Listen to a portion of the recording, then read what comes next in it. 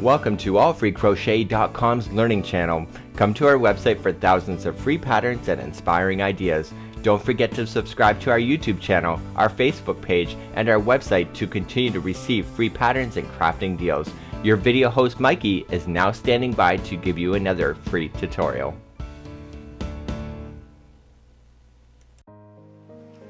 And welcome back, everybody. In this tutorial we're going to do the Bumbleberry Afghan pattern just like you see here. Now we've run other tutorials, so there's no point refilming those again. So there's going to be links put right here on the video on actually what you can do in order to put this thing together. So there will actually be 3 links. One is actually making the squares itself. 2 will actually be doing the half double crochet attaching method. And 3 is actually an idea on actually expanding your colors even further. Fall of 2011, I wanted something unique, something fun, something that speaks me, something that's original and unexpected. And I was thinking to myself, I want something different.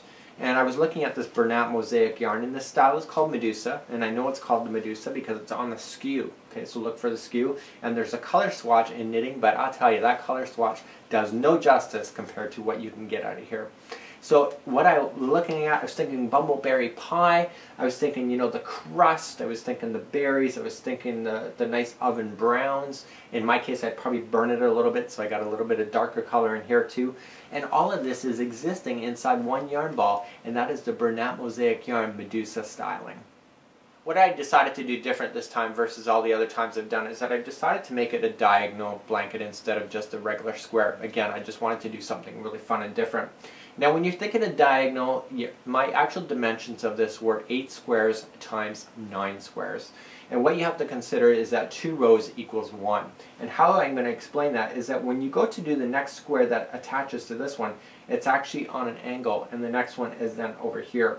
So in actual fact, whenever you're... So how much yarn is this bad boy going to take? And I'll tell you all the dimensions. We had 8 squares by 9 squares, which is a total of 5 feet by 5 feet approximately. And what you're going to have here is that you're having 128 different squares. So just by using the technique within the link of just being able to double up in your colors, you can actually really have a magnificent piece here that almost every square looks unique to itself.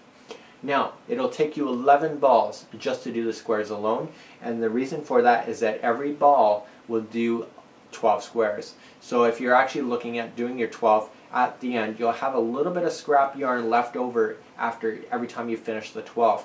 And what I would recommend is that you leave that aside, don't use it, just put it on some other project, because you want the colors to transition, because chances are this color will not match the beginning of the next ball. So it'll take you 11 squares, or 11 balls just to do the squares alone, so for 128 squares. You will then need 3 balls just to do the seam work to attach everything together and to do one outside perimeter border for this Afghan. Time-wise, this Afghan took me about 2 weeks to complete. I was compulsive, I was obsessive, staying up to 1 in the morning. Once I got on a roll and saw the colors just transitioning so amazingly, I just became so self-addicted to this particular Afghan. It's probably the worst project I've had for trying to get off the hook. I'd go to bed, I'm like, oh, I really do want to get a couple more squares.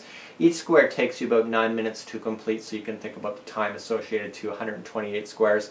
It was just an amazing project. I'm just so happy with it. Cost-wise, you're probably going to look at yourself around $100 just to make this Afghan, and you're thinking to yourself, $100? And you think to yourself, you know what, if you're going to do 128 squares and you're going to invest all that time, don't you want to step up your yarn a little bit and actually do something totally amazing? I've done other Afghans where I have went cheap on the yarn, and when I look at the effort that I would have done to do that, for an extra $2 a ball maybe, I could have got something that was even more spectacular just by spending the money up front. So when you look at it, for an extra 2 balls, when you times it by 14, for an extra $28 that it would have cost to increase my yarn, it would have been totally worth it in order for me not to have something that goes out of style so fast. So I look at this project and I'm so proud of it. I'm so amazed. I took it to a live show already, and people are just like, and I'm like having to close their mouths. The Bernat mosaic yarn, people were complaining that maybe it's a little thin. To me, I don't necessarily want a really heavy Afghan when I'm on the couch, because chances are I'm already wearing clothes. It's just for something for a lapghan. It's just something that I really really love doing. This Afghan for me is going to be on display at the Creative Festival. It's just something that I want people to talk about.